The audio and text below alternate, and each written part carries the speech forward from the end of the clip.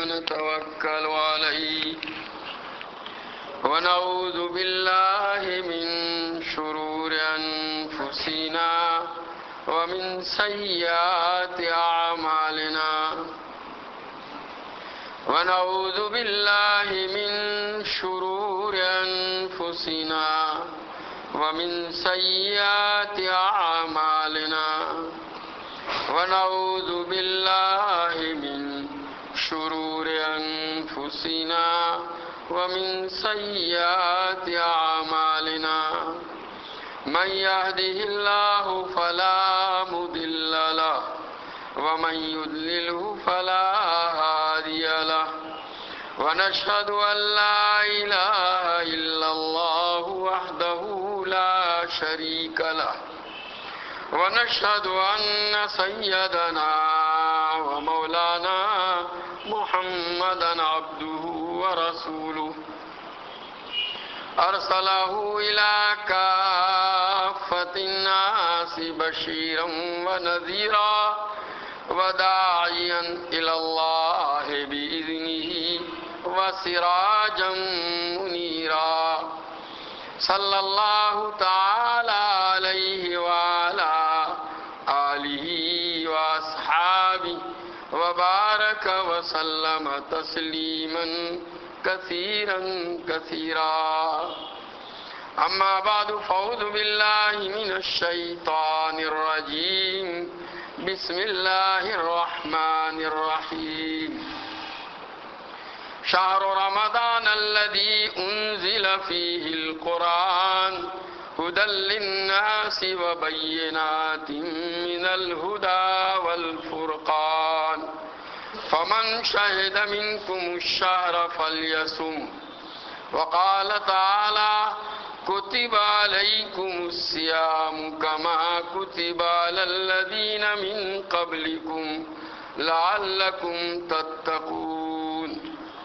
وقال النبي صلى الله تعالى عليه وسلم قد أظلكم شهر عظيم شهر مبارك شهر فيه ليلة من 1000 شهر وقال جبريل عليه السلام بعد من أدرك رمضان ولم يغفر له فقال رسول الله صلى الله تعالى عليه وسلم آمین۔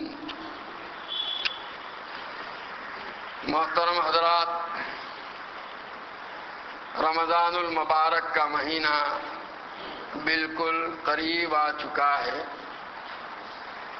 یہ ایسا بابرکت مہینہ ہے کہ اللہ تبارک و تعالیٰ کے یہاں اس مہینے کی آمد پر بڑا اہتمام کیا جاتا ہے۔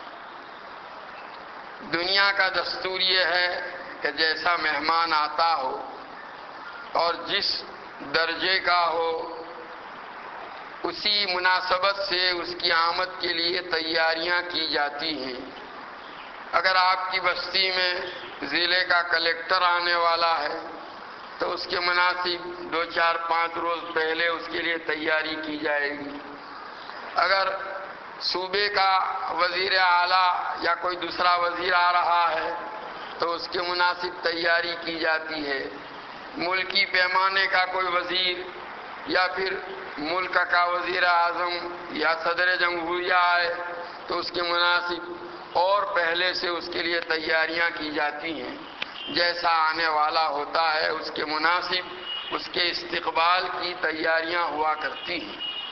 ماہ مبارک کا اللہ تبارک و تعالیٰ کے یہاں بڑا اہتمام ہے۔ نبی کریم صلی اللہ تعالیٰ علیہ وسلم فرماتے ہیں کہ رمضان کے لیے جنت کو سنوارا جاتا ہے ایک رمضان سے لے کر دوسرے رمضان تک، یعنی جہاں رمضان کا مہینہ ختم ہوا، پہلی شوال آئی، وہاں سے لے کر کے جو ہے شعبان کی 30ویں تاریخ تک 11 مہینے تک رمضان کی آمد کے لیے اللہ تعالیٰ کے یہاں جنت کو سنوارا جاتا ہے۔ اب جنت تو ویسے بھی اللہ تعالیٰ کے یہاں سنوری ہے، مزین ہے۔ اس کی نعمتوں کا حال یہ ہے جیسا کہ حدیث پاک میں نبی کریم صلی اللہ تعالیٰ علیہ وسلم کا ارشاد ہے کہ ما لا عین رات ولا اذن سمعت ولا خطر علی قلب بشر، کہ نہ تو کسی آنکھ نے ایسی نعمتیں دیکھیں اور نہ کسی کان نے ایسی نعمتوں کا حال سنا اور نہ کسی کے دل میں ان نعمتوں کا کوئی تصور اور خیال آیا۔ گویا ایک آدمی کسی اچھی سے اچھی چیز کا جو تصور کر سکتا ہے اس سے بھی بڑھ کر کے جنت کی نعمتیں ہیں۔ ایسی جنت کو بھی اللہ تعالیٰ کے یہاں ماہ مبارک کے واسطے مزین کیا جاتا ہے۔ اس سے آپ اندازہ لگا سکتے ہیں کہ اس مہینے کا اللہ تبارک و تعالیٰ کے یہاں کیسا کچھ اہتمام ہے۔ اسی لیے نبی کریم صلی اللہ تعالیٰ علیہ وسلم اپنی امت کو مختلف طریقوں سے اس ماہ مبارک کی اہمیت بتلانے کا اور اس کی عظمت دلوں میں بٹھانے کا اور اس کے لیے گویا لوگوں کے دلوں میں ذوق اور شوق پیدا کرنے کا اہتمام فرمایا کرتے تھے۔ نبی کریم صلی اللہ تعالیٰ علیہ وسلم سے مختلف اوقات میں جو دعائیں نقل کی جاتی ہیں، حضور اکرم صلی اللہ تعالیٰ علیہ وسلم کی یہ دعائیں جہاں اللہ کے بندوں کا رشتہ اور تعلق اللہ تبارک و تعالیٰ کے ساتھ جوڑتی ہیں اور اس کے نتیجے میں ایک بندے کو اللہ تعالیٰ کے ساتھ خصوصی تعلق پیدا ہوتا ہے، وہیں نبی کریم صلی اللہ تعالیٰ علیہ وسلم اپنی ان دعاؤں کے ذریعے سے امت کی تربیت بھی فرماتے ہیں۔ گویا مختلف انداز سے حضور اکرم صلی اللہ تعالیٰ علیہ وسلم رہنمائی فرماتے ہیں۔ جیسے دیکھیے حدیث پاک میں آتا ہے کوئی آدمی جب کسی نئی بستی میں جاوے تو اس وقت کیا دعا کرے، تو نئی بستی میں پہنچ کر جو دعا سکھلائی گئی اس میں ایک دعا یہ ہے، اللہم حببنا الی اہلہا، اے اللہ اس بستی والوں کے دلوں میں ہماری محبت ڈال دے، ہم کو ان کی نگاہوں میں محبوب بنا دے۔ ہم کو جب اس بستی والوں کی نگاہوں میں محبوب بنانے کے لیے درخواست کی جا رہی ہے، دعا کی جا رہی ہے، تو کوئی تفریق نہیں ہے، گویا بستی کے ہر فرد کے دل میں، چاہے وہ مسلمان ہو یا کافر ہو، مومن ہو یا منافق ہو، نیک ہو یا بد ہو، اچھا ہو یا برا ہو، ہر ایک کے دل میں اللہ ہماری محبت ڈال۔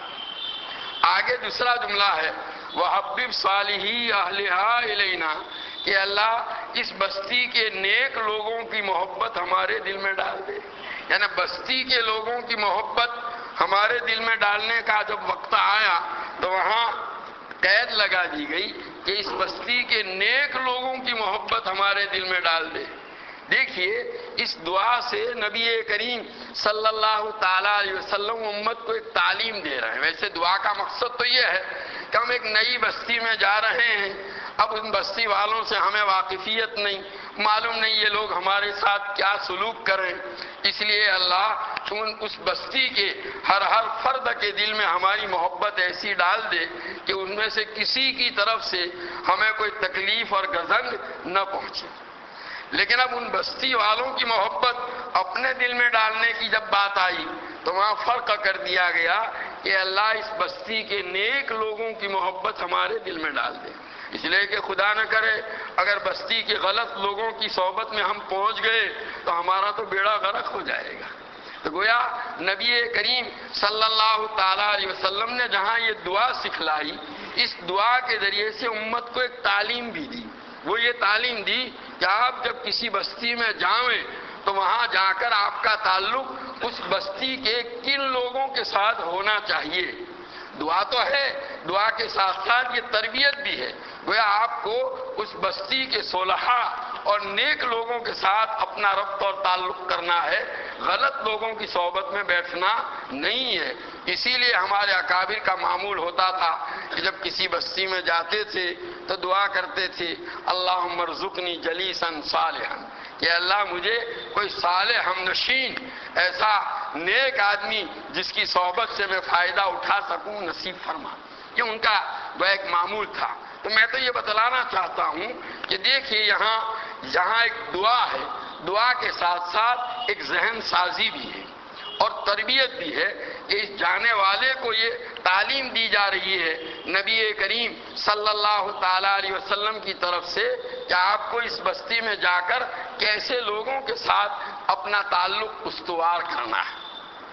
اسی طریقے سے جہاں کوئی نیا مہینہ آتا ہے، ایک اسلامی مہینہ جاتا ہے، دوسرا نیا مہینہ آتا ہے اور نئے مہینے کا چاند نظر آتا ہے، تو نئے مہینے کا چاند دیکھ کر نبی کریم صلی اللہ تعالیٰ علیہ وسلم نے ہمیں دعائیں سکھلائی ہیں کہ بھئی چاند دیکھو تو دعا پڑھو، ہلال و خیرین و رشدین، کہ اللہ یہ مہینہ جو ہے بھلائی کا ہو اور ہدایت و رہنمائی لے کر کے آیا ہو۔ اللہم احلہ علینا بالامن والایمان والسلامت والاسلام، کہ اللہ اس مہینے کا چاند ہمارے اوپر ایسی حالت میں طلوع ہو کہ ہم امن و امان کے ساتھ ہوں اور سلامتی کے ساتھ ہوں، تیری اطاعت و فرما برداری میں مشغول ہوں، ایسی حالت میں یہ چاند ہمارے اوپر طلوع ہو۔ تو یہ دعا ہر مہینے کا چاند دیکھ کر سکھائی گئی۔ جب بھی کسی نئے مہینے کا چاند نظر آئے تو یہ دعا پڑھی جائے گی، لیکن رجب کا چاند جب نظر آئے تو وہاں اس دعا کے ساتھ ساتھ ایک مزید دعا نبی کریم صلی اللہ تعالیٰ علیہ وسلم نے امت کو سکھلائی۔ وہ دعا کیا ہے کہ یہ دعا بھی کر لو، اللہم بارک لنا فی رجب و شعبان وبلغنا رمضان، کہ اللہ تو ہمارے لیے رجب اور شعبان کے مہینے میں برکت دے دے اور ہم کو اتنی عمر دے دے کہ ہم رمضان تک پہنچ جائیں۔ گویا یہ رجب کا مہینے کا جب چاند نظر آیا تو اب رمضان کو آنے میں زیادہ دیر نہیں ہے، بس بیچ میں 2 مہینے آڑے ہیں، تو اب رمضان جیسا برکت والا مہینہ اتنا قریب ہو چکا ہے۔ اے اللہ جب تو نے یہاں تک پہنچا دیا ہے تو ہماری زندگی میں کچھ اور برکت اتنی ڈال دے کہ ہم رمضان کی برکتیں لے کر کے دنیا سے جائیں۔ جیسے بوڑھی عورتیں ہوتی ہیں نا تو دعائیں کرتی ہے، اے اللہ یہ اپنا بیٹا ہے، پوتا ہے، ذرا اس کا نکاح دیکھ کر کے میں جاؤں، دعائیں کرتی۔ نکاح ہو گیا پوتے کا، تب دعا کرے گی اللہ اس کی بیوی کی گود ذرا ہری ہو جاوے، اس کے بچہ آ جائے، اس کے بعد ذرا مجھے موت آئے، دھیرے دھیرے اپنا ویزا بڑھاتی ہے دعائیں کر کر کے۔ جیسے کسی آدمی کو کوئی سفر درپیش ہو اور جو ہے پتہ نہیں وہ سفر کب ہو، اور کوئی گھر میں خاندان میں کوئی تقریب ہو تو آدمی دعا کا اہتمام کرتا ہے کہ اللہ ایسا ہو کہ وہ تقریب بھی مجھے مل جائے اور اس کے بعد سفر کی نوبت آئے۔ تو گویا یہ آدمی کا ایک گویا نفسیاتی اور اس کا ایک مزاج ہے کہ آدمی یہ چاہتا ہے۔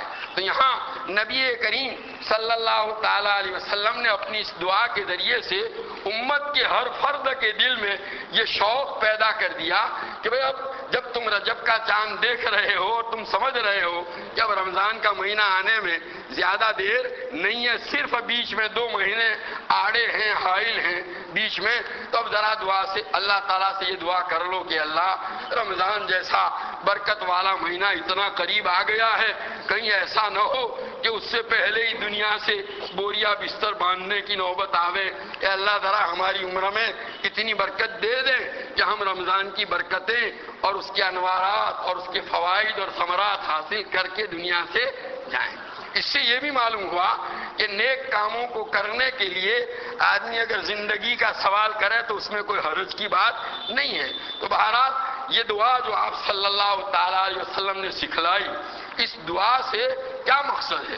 گویا امت والوں کے دلوں میں شوق 2 مہینے پہلے سے ہمارے دلوں میں گویا رمضان کے آنے کے شوق کو بھڑکایا جا رہا ہے اور ہم کو تیار کیا جا رہا ہے کہ دیکھو یہ مہینہ آنے والا ہے، اس کے لیے آپ پہلے سے کیا رہیے، تیار رہیے۔ جیسے سیزن آنے والا ہوتا ہے نا، موسم، تو ہر لائن کے لوگ اپنے اپنے موسم کے لیے، سیزن کے لیے کیا رہتے ہیں، تیار۔ تاجر ہیں، کپڑوں کے تاجر ہیں، تو کپڑوں کی بکری جس زمانے میں زیادہ ہوا کرتی ہے وہ ابھی تو وہ آیا 2-3 مہینے باقی ہیں، پہلے سے اس کے لیے کیا ہوتی ہے، تیاریاں، مال منگوایا جاتا ہے، لسٹ تیار کی جاتی ہے، کون کون سے مال کی ڈیمانڈ ہے بازار کے اندر اور اس کے مطابق جو ہے وہ کہاں کہاں سے کیسا مال حاصل ہوگا، آج کل لوگوں میں کس قسم کا فیشن چل رہا ہے اور لوگ کیسی چیز جس کے طالب ہیں اس کے مطابق تیاریاں ہوتی ہیں، جوتوں کی دکان والے اس کے مطابق تیاری کرتے ہیں، ہر آدمی اپنے اپنے موسم کو وصول کرنے کے لیے تیاریاں کرتا ہے۔ یہ رمضان کا مہینہ جو ہے نا وہ نیکیوں کا موسم ہے، بہار۔ اللہ تعالیٰ نے گویا ایک ایسا وقت پورے سال کے اندر ہمیں دیا ہے کہ سال بھر میں دیکھو ہر کاروباری آدمی کا ایک موسم ہوتا ہے۔ ویسے تو کاروبار سال بھر چلتا ہے، لیکن سال بھر جو کاروبار چلتا ہے وہ ایک عام رفتار سے معمول کے مطابق چلتا ہے، لیکن اب ضرورت رہتی ہے کہ ایک وقت ایسا بھی آوے جس میں خوب چلے اور سال بھر میں جو کچھ تھوڑی بہت کسر وسر رہ گئی ہے وہ کیا ہو جاوے، پوری ہو جائے، اور ایسا نفع ہو جائے کہ پھر دوسرے سال دوسرے موسم تک کام برابر عافیت کے ساتھ چلتا رہے۔ تو ایسے یہ نیکیوں کے معاملے میں بھی اللہ تبارک و تعالیٰ نے یہ 12 مہینوں میں سے ایک مہینہ رمضان کا جو ہے نا وہ نیکیوں کا سیزن ہے، نیکیوں کا موسم۔ اور دنیا کا سیزن تو ایسا ہے بھائی دیکھو کہ اس میں بکری تو زیادہ ہوتی ہے لیکن بھاؤ کم ملتا ہے۔ بھاؤ کیا ہوتا ہے؟ یعنی کم، بکری زیادہ ہوتی ہے، بکری زیادہ ہونے کی وجہ سے نفع کی شرح بڑھ جاتی ہے، لیکن یہ ہے کہ عام دنوں میں جو بھاؤ ہوتا ہے کچھ کم کر دیا جاتا ہے، سیل لگاتے ہیں۔ تو لیکن یہ موسم اللہ تعالیٰ کی یہاں نیکیوں کا موسم ایسا ہے کہ یہاں بھاؤ بھی بہت بڑھ جاتا ہے، بھاؤ بھی بڑھ جاتا ہے۔ حدیث پاک میں آتا ہے، حضرت سلمان فارسی رضی اللہ تعالیٰ عنہ فرماتے ہیں کہ شعبان کا جب آخری دن ہوا، نبی کریم صلی اللہ تعالیٰ علیہ وسلم نے حضرات صحابہ کو جمع کیا اور جمع کر کے رمضان کی اہمیت بتلاتے ہوئے آپ نے خطبہ دیا، ایک تقریر فرمائی، خطبہ دیا، قد اظلکم شہر عظیم، کہ لوگوں ایک بہت عظمت والا مہینہ تم پر سایہ فگن ہے، یعنی بس وہ آیا ہی چاہتا ہے، اب آنے والا ہے ایک دو دن میں، اور شہر مبارک، بڑا برکت والا مہینہ، کیسا کہ شہر فی لیلۃ خیر من الف شہر، کہ اس مہینے میں ایک رات ایسی ہے کہ اس ایک رات کی عبادت کا ثواب اللہ تعالیٰ کے یہاں 1000 مہینوں کی عبادت سے بھی بہتر ہے۔ 1000 مہینے 83 سال سے کچھ اوپر ہوتا ہے، تو گویا ایک رات ایسی ہے۔ اب گویا پورا مہینے کا کیا عالم ہوگا، اس کی عبادتوں پر اللہ تعالیٰ کیسا۔ پھر حضور صلی اللہ علیہ وسلم آگے فرماتے ہیں کہ اللہ تعالیٰ نے اس کے روزوں کو فرض قرار دیا اور اس کے قیام کو نفل بتلایا۔ جو آدمی اس میں اللہ کا قرب حاصل کرتا ہے فرض کے ذریعے، نفل کے ذریعے سے، تو اللہ تعالیٰ اس کو فرض کا ثواب دیتے ہیں۔ بھاؤ کتنا بڑھ گیا دیکھو، لوہا سونے کے بھاؤ میں بک رہا ہے، نفل کا ثواب فرض کی۔ آج اعلان ہو جائے بازار میں کہ بھئی لوہا سونے کے بھاؤ بک رہا ہے، تو کیا کریں گے لوگ؟ اپنے گھروں کے الٹرا اپنے یہ نے سب نکال کر بیٹ ڈال، دیکھی جائے گی بات۔ ابھی تو بیٹ ڈالو، لوگ کیا کریں گے؟ بھائی ابھی جب لوہا سونے کے بھاؤ بک رہا ہے تو فائدہ اٹھاؤ۔ ایک ذرا برابر بھی لوہا گھر میں رہنا نہیں چاہیے، کہیں بھی لگا ہوا ہوگا توڑ تاڑ کے اس کو بیٹ ڈالیں گے، بعد میں دیکھی جائے گی کہ بھائی اس سے اچھا اور موقع آنے والا نہیں۔ اور آگے پھر فرماتے ہیں کہ اللہ تعالیٰ فرض کا ثواب 70 فرض کے برابر عطا فرماتے ہیں۔ ایک چیز جو عام دنوں میں آپ 1 روپے میں بکتی ہو، اگر کسی دن وہ 70 روپے میں بکے تو آپ کیا کریں گے؟ اندازہ لگاؤ۔ بیاپاری لوگ کیا کرتے ہیں، اس کے لیے بہت تیاریاں کی جاتی ہیں۔ تو بہرحال یہ اس کی اہمیت، میں تو یہ بتلا رہا تھا کہ دنیا کے موسم اور سیزنوں کا حال تو یہ ہے کہ بھاؤ کچھ کم ہو جاتا ہے عام دنوں کے مقابلے میں، اور اگرچہ بکری زیادہ ہوتی ہے لیکن یہاں تو بھاؤ بھی کیا ہو جاتا ہے، بڑھ جاتا ہے۔ چیزوں کا بھاؤ، عبادت کی قیمت اللہ تعالیٰ کے یہاں بڑھ جاتی ہے، اور اس کی وجہ سے گویا بڑا اہتمام۔ تو نبی کریم صلی اللہ تعالیٰ علیہ وسلم گویا امت کو اس کی طرف متوجہ فرما رہے ہیں کہ بھئی یہ رمضان کا مہینہ، قرآن میں بھی شہر رمضان الذی انزل فیہ القرآن، کہ رمضان کا مہینہ جس کے اندر قرآن نازل کیا گیا، ھدی للناس وبینات من الھدی والفرقان، کہ یہ قرآن جو ہے وہ کائے کے لیے نازل کیا گیا؟ وہ لوگوں کی ہدایت کے لیے، اور گویا یہ کھلم کھلی دلیلیں ہیں حق کو واضح کرنے والی۔ اور پھر ایک کتب علیکم الصیام، یہ رمضان کے روزے جو اللہ نے فرض کیے، کتب علیکم الصیام کما کتب علی الذین من قبلکم، کہ تم پر روزے اس طرح فرض کیے گئے جیسے تم سے پہلوں پر فرض کیے گئے تھے، لعلکم تتقون، تاکہ اس کے نتیجے میں تم گناہوں سے بچنے والے بنو. تقوی یعنی گناہوں سے بچنے کی صفت تمہارے اندر پیدا ہو. دیکھو اللہ تعالیٰ نے انسان کو جو پیدا فرمایا ہے نا اپنی عبادت کے لیے. قرآن پاک میں باری تعالیٰ فرماتے ہیں وما خلقت الجن والانس الا لیعبدون کہ جنات اور انسانوں کو اللہ تعالیٰ نے اپنی عبادت کے لیے پیدا کیا. حالانکہ یہ انسان کی پیدائش سے پہلے فرشتے موجود تھے کائنات کے اندر، اور اللہ تبارک و تعالیٰ نے ان فرشتوں کے سامنے جب انسان کی پیدائش کے اپنے ارادے کو ظاہر فرمایا اور یوں فرمایا کہ انی جاعل فی الارض خلیفہ، فرشتوں سے اللہ تعالیٰ نے اپنے اس ارادے کا اظہار کیا کہ میں زمین کے اندر اپنا ایک نائب بنانے والا ہوں. تو فرشتوں نے خود دیکھ لیا ہوگا لوح محفوظ میں کہ یہ حضرت انسان کے کیا کارنامے ہیں، تو اس کی وجہ سے فرشتوں کی طرف سے باری تعالیٰ کے حضور یہ درخواست کی گئی اتجعل فیہا من یفسد فیہا ویسفک الدماء کہ باری تعالیٰ آپ زمین کے اندر ایسی مخلوق پیدا کریں گے جو زمین میں فساد مچائے گی، خون خرابہ کرے گی. وَنَحْنُ نُسَبِّحُ بِحَمْدِكَ وَنُقَدِّسُ لَكَ، اور ہم تو تیری پاکی بیان کرتے ہیں، تیری بزرگی بیان، یعنی تیری عبادت کے لیے کیا ہم کم ہیں جو ان کو پیدا کرنے کی ضرورت پیش آئی. دیکھیے یہاں فرشتوں کی طرف سے باقاعدہ کہا جا رہا ہے. تو باری تعالیٰ نے تو ان کو تو یہ کہہ کر کے خاموش کر دیا انی عالم ما لا تعلمون، تمہیں دم مارنے کی اجازت نہیں، میں جانتا ہوں تم نہیں جانتے. لیکن اب سوال یہ ہے کہ وہ کون سی خاص عبادت تھی جس کے لیے اللہ تعالیٰ نے انسان کو پیدا کیا جس کو فرشتے انجام نہیں دے سکتے. فرشتے ہر ایک مخلوق کی ایک خاصیت ہوا کرتی ہے، ایک مزاج ہوا کرتا ہے. فرشتوں کا ایک مزاج ہے. فرشتوں کا مزاج یہ ہے کہ ان کے اندر گناہ کرنے کی صلاحیت ہی نہیں ہے. لا یعصون اللہ فیما امرہم ویفعلون ما یؤمرون کہ اللہ نے جو حکم دیا اس میں اللہ کی نافرمانی نہیں کر سکتے اور وہی کرتے ہیں جو اللہ نے حکم دیا. وہ نافرمانی کرنا چاہیں تو بھی نہیں، ان میں نافرمانی کرنے کی صلاحیت ہی نہیں. اس کے برخلاف انسان کو اللہ نے جو بنایا، انسان کا مزاج اللہ نے ایسا بنایا کہ وہ نیکی بھی کر سکتا ہے، برائی بھی کر سکتا ہے، اللہ کی اطاعت اور فرما برداری بھی کر سکتا ہے اور معصیت اور نافرمانی بھی. قرآن میں باری تعالیٰ فرماتے ہیں فَأَلْهَمَهَا فُجُورَهَا وَتَقْوَاهَا کہ اللہ نے جب انسان کو پیدا کیا تو نافرمانی بھی اس کے مزاج میں رکھی اور اللہ کے نافرمانی سے بچنے کی صلاحیت بھی رکھی. دونوں گویا صلاحیتیں عطا فرمائی اور اس کے بعد انسان کو حکم دیا کہ آپ کو یہ کرنا ہے. گویا وہ کرنا چاہے تو کرے، نہ کرنا چاہے تو نہ کرے. اس کے مزاج میں دونوں چیزیں اللہ تعالیٰ نے رکھی اور اسی پر جب وہ کرے گا تو اللہ تعالیٰ کیا ہوں گے؟ خوش ہوں گے اور خوش ہو کر کے اللہ تعالیٰ اس کو جنت میں بھیجیں گے. جنت کی نعمتیں اس کے لیے جو ہے بنائی گئی ہیں، اس سے فائدہ اٹھائے گا. اور اگر نہیں مانے گا، نافرمانی کرے گا تو اللہ ناراض ہو کر کے جہنم میں بھیجیں گے. تو گویا انسان کے مزاج میں دونوں چیزیں رکھی. اب جب دونوں چیزیں رکھی، کر بھی سکتا ہے اور نہیں بھی کر سکتا.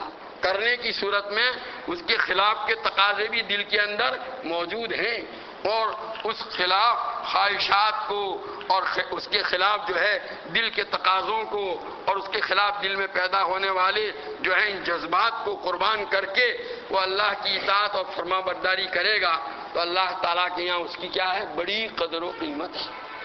جیسے اللہ نے مجھے اور آپ کو آنکھیں دی ہیں، اللہ کی دی ہوئی ان آنکھوں سے ہم اچھی چیزیں بھی دیکھ سکتے ہیں اور بری چیزیں بھی دیکھ سکتے ہیں.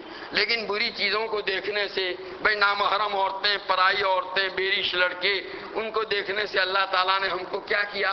منع فرمایا کہ یہ بد نظری ہے، بد نظری سے اپنے آپ کو بچاؤ. اب اس بد نظری کے لیے ہمارے دلوں میں، ہمارے اندر، نفس کے اندر جذبات ہیں، خواہشات ہیں، تقاضے ہیں. وہ چاہتے ہیں کہ ایک پرائی عورت گزر رہی ہے، حسین و جمیل ہے، تو دل یہ تقاضا کرتا ہے کہ آدمی اس کو دیکھے. اس میں خواہش پیدا ہوتی ہے، نفس اس کے لیے اس کو آمادہ کرتا ہے، شیطان اس کو بھڑکاتا ہے. لیکن ان سارے تقاضوں کے باوجود یہ سمجھ کر کے کہ اللہ تعالیٰ نے مجھے اپنی آنکھوں کو اس طرح غلط استعمال کرنے سے منع فرمایا ہے اپنے ان سارے تقاضوں کو دبا کر، اپنی ساری خواہشات کو قربان کر کے وہ جو ہے اپنے آپ کو اس سے بچائے گا تو اللہ تعالیٰ اس پر کیا ہوں گے؟ خوش ہوں گے۔ اللہ حدیث میں آتا ہے کہ جو آدمی اپنی نگاہ کو اللہ کے لیے غلط جگہ پڑنے سے بچائے گا اللہ تعالیٰ اس کو ایمان کی حلاوت سے نوازتے ہیں۔ تو دیکھیے یہ انعام کیوں ملا؟ دل میں تقاضا تھا۔ اگر کسی میں یہ صلاحیت ہی نہ ہو، فرشتوں میں جو ہے نا یہ خواہشات کے جذبے ہیں ہی نہیں، خواہشات کے جذبے، تو وہاں بد نظری کا سوال نہیں۔ بھئی کوئی فرشتہ بد نظری کرنا چاہے تو اس میں خواہش ہے ہی نہیں۔ جیسے یہ کرسی ہے، کرسی میں ہے کوئی خواہش؟ کرسی کوئی بد نظری کر سکتی ہے؟ یا ایک اندھا آدمی ہے جس کی بینائی کام کرتی نہیں، دیکھ نہیں سکتا، وہ اگر یوں فخر کرے کہ الحمدللہ آج تک میں نے کبھی بد نظری نہیں کی، تو لوگ کیا کہیں گے؟ بھائی تیری آنکھیں ہی نہیں ہیں، تو بد نظری کرنا چاہتا تو بھی کر سکتا نہیں تھا۔ جس کی آنکھیں ہیں کر سکتے ہیں اور وہ اپنے آپ کو بچا رہے ہیں ان کو انعام ملے گا، اس کو بد نظری نہ کرنے پر کوئی انعام نہیں مل سکتا۔ فرشتے جو ہیں، فرشتوں میں یہ تقاضا گناہ کا ہے ہی نہیں، تو گناہ سے بچنے پر جو انعام ملنا چاہیے اس کا وہاں سوال ہی نہیں پیدا ہوتا۔ یا جیسے روزہ ایک عبادت ہے، روزے جیسی عبادت ہم ہی انجام دے سکتے ہیں، فرشتوں کے لیے روزے کا سوال ہی نہیں۔ کیوں کہ روزہ نام ہے آدمی کا اپنے کھانے پینے اور اپنی بیوی کے پاس جانے کی خواہش کو کیا کرنا؟ روکنا، صبح صادق سے لے کر شام کو آفتاب غروب ہونے تک ایک خاص وقت میں اللہ کو راضی کرنے کے لیے۔ اب یہ خواہش ہے، روکیں گے تو یہ ثواب ملے گا، یہ خواہش ہی نہیں ہے۔ فرشتوں کو بھوک لگتی نہیں، ان کو پیاس کا تقاضا نہیں، ان میں عورت کی طرف میلان اور خواہش نہیں ہے، تو وہ اگر اپنے آپ کو جو ہے کھانے پینے اور عورتوں کی خواہش سے بچا رہے ہیں تو یہ کوئی عبادت نہیں، ان میں یہ چیز ہے ہی نہیں، ان کے حق میں یہ عبادت نہیں، ہمارے حق میں عبادت۔ اسی لیے بزرگوں نے کہا ہے کہ یہ جنت کی نعمتوں سے فائدہ بھی انسان ہی اٹھا پائیں گے، فرشتے نہیں۔ فرشتے جنت میں آئیں گے، ہوں گے خدمت کے لیے اور دوسرے جو ہے انتظامی امور کو انجام دینے کے لیے، جو مینجمنٹ کے لیے فرشتے ہوں گے، لیکن فرشتوں کو اندر یہ صلاحیت نہیں ہے کہ وہ جنت کی نعمتوں سے فائدہ اٹھا سکیں۔ کیوں؟ اس لیے کہ جنت کی نعمتوں سے فائدہ اٹھانے کے لیے جو اندر صلاحیت ہونی چاہیے۔ بھائی آدمی کھانے سے فائدہ کب اٹھائے گا؟ جب اس کے اندر کھانے کا تقاضا ہو، بھوک ہو۔ بھوک ہی نہیں ہے کھانے سے کیا فائدہ؟ پینے سے فائدہ، پینے کی چیز سے فائدہ کب اٹھائے گا؟ جب پیاس کا اس کے اندر تقاضا ہو۔ عورت سے ایک چھوٹا بچہ ہے، اور ایک چھوٹا بچہ عورت کیا ہے، کس مرض کی دوا ہے وہ نہیں جانتا، اس کے سامنے بڑے بیٹھ کے عورتوں کی باتیں کر رہے ہیں اور یہ باتیں کرنے والے عورتوں کی باتیں کر کے لذت اٹھا رہے ہیں، تو بچے کو کوئی لذت حاصل ہوگی نہیں، وہ جانتا ہی نہیں کہ یہ کیا ہو رہا ہے، اس کے لیے تو یہ سب اوپر سے گزر رہا ہے۔ کوئی جو لطیفہ ہے، کوئی ذرا حسنی ظرافت کی بات ہے، ذرا سمجھداری والی، ایک بیوقوف آدمی مجلس میں بیٹھا ہوا ہے اور وہاں لطیفہ سنایا گیا تو سب سن کر کے اس سے لذت اٹھائیں گے، ہنسیں گے اور خوشی محسوس کریں گے، لیکن وہ بیوقوف تو بیچارہ سمجھتا ہی نہیں، اس کو کیا پتا۔ ایک آدمی کسی باغ میں گیا، گدھا ہنس رہا تھا، کہا بھائی کیا بات ہے؟ کہا کل ایک لطیفے کی بات تھی، آج اس کی سمجھ میں آئی۔ بہرحال کہنے کا حاصل یہ ہے کہ یہ جو ہے یہ ہر چیز سے، ہر لذت کی چیز سے فائدہ اٹھانے کے لیے اس کے مناسب کیا چاہیے؟ صلاحیت چاہیے۔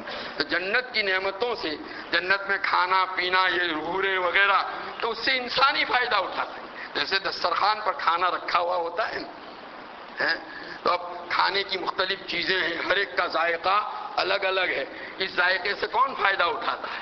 یہ دسترخوان پر بیٹھ کر کے کھانے والے۔ حالانکہ اس دسترخوان پر جو ہے پلیٹیں بھی ہیں، چمچیاں بھی ہیں، پیالے بھی ہیں، انہی پیالوں میں وہ کھانے پینے کی چیزیں رکھی ہوئی ہیں، لیکن کیا جس پلیٹ میں کباب رکھے ہوئے ہیں اس پلیٹ کو کباب کی لذت کا احساس ہوتا ہے؟ نہیں، اس لیے کہ وہ جانتی نہیں کیا ہے، اس کے اندر کباب کی لذت حاصل کرنے کی صلاحیت ہی نہیں۔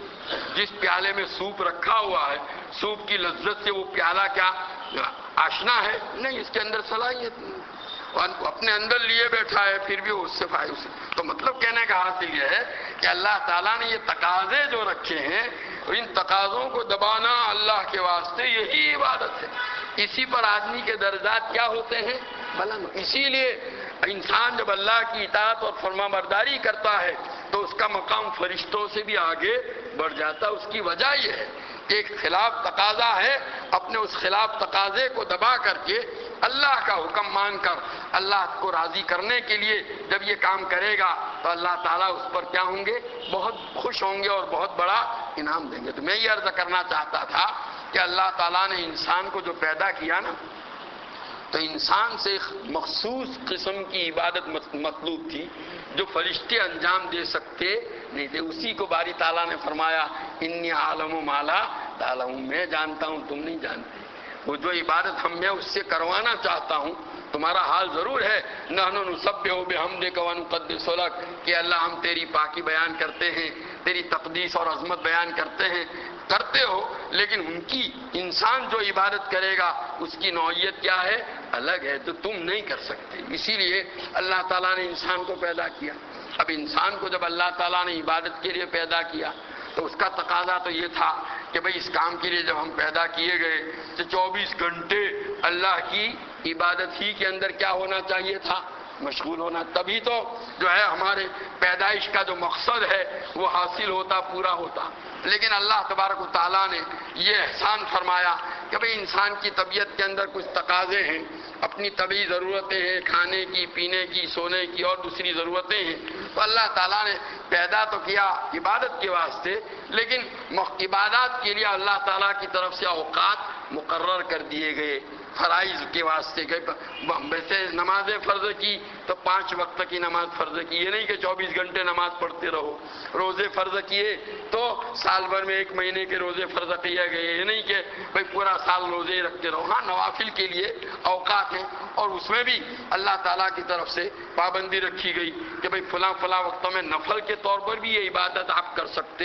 نماز جیسی عبادت، سورج طلوع ہو رہا ہو، سورج بالکل سر پر ہو، سورج غروب ہو رہا ہو، کوئی آدمی عبادت کرنا چاہے تو عبادت گویا اللہ کا حکم پورا کرنے کے لیے کی جاتی ہے۔ کسی بھی چیز میں عبادت کی شان جو آتی ہے وہ دراصل امتثال امر الہی یعنی خداوندی حکم کو پورا کرنے کی وجہ سے آتی ہے۔ تو جہاں اللہ کا حکم پورا ہو رہا ہوگا وہاں عبادت، جہاں ہم اپنی مرضی سے کچھ کریں گے تو عبادت نہیں ہے۔ اسی لیے تو بدعت کو جو ہے سخت قرار دیا گیا کہ وہاں جو ہے اللہ کا حکم نہیں ہے۔ تو بہرحال میں عرض کر رہا تھا کہ اللہ تعالیٰ نے عبادات کچھ اوقات میں مقرر کی، باقی اوقات اللہ تعالیٰ نے کیا رکھے؟ خالی رکھے، اور خالی رکھ کر کے ہم کو موقع دیا کہ بھئی تم تجارت کرنا چاہو، کھیتی باڑی کرنا چاہو، فیکٹری لگانا چاہو، کاروبار کرنا چاہو اور کچھ کام دھندا کرنا چاہو کرو۔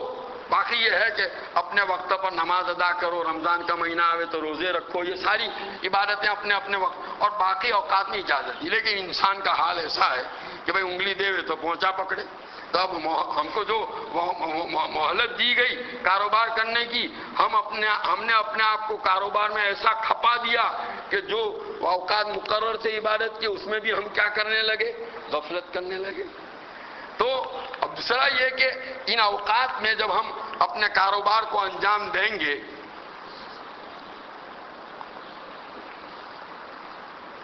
تو ہر چیز کی خاصیت ہوتی ہے، اس چیز کے اندر مشغولی کی وجہ سے قلب کی کیفیت میں فرق پڑتا ہے۔ ایک آدمی اللہ کی عبادت میں مشغول ہوتا ہے، قرآن کی تلاوت کرتا ہے، نماز پڑھتا ہے، ذکر کرتا ہے، تو یہ ایک عمل ہے۔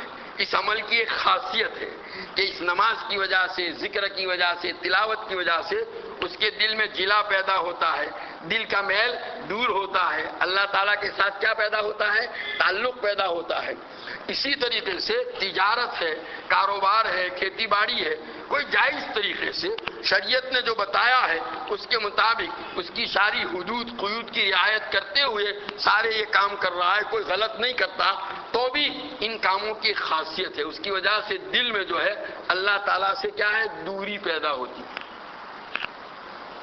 سمجھا ہے کہ نہیں؟ تو اب یہ کاروبار کے اندر لگنے کی وجہ سے دل میں اللہ تعالیٰ کے ساتھ جو تعلق تھا نا، اور اللہ تعالیٰ کے ساتھ تعلق کی وجہ سے جو کیفیت دل کی تھی وہ اصلی باقی نہیں رہتی، اس میں فرق آ جاتا ہے۔ حدیث میں آتا ہے، حضرت حنظلہ ابن ربیع رضی اللہ تعالیٰ عنہ صحابی ہیں، وہ ان صحابہ میں سے ہیں جن سے نبی کریم صلی اللہ تعالیٰ علیہ وسلم وحی کو لکھوانے کی خدمت لیا کرتے تھے۔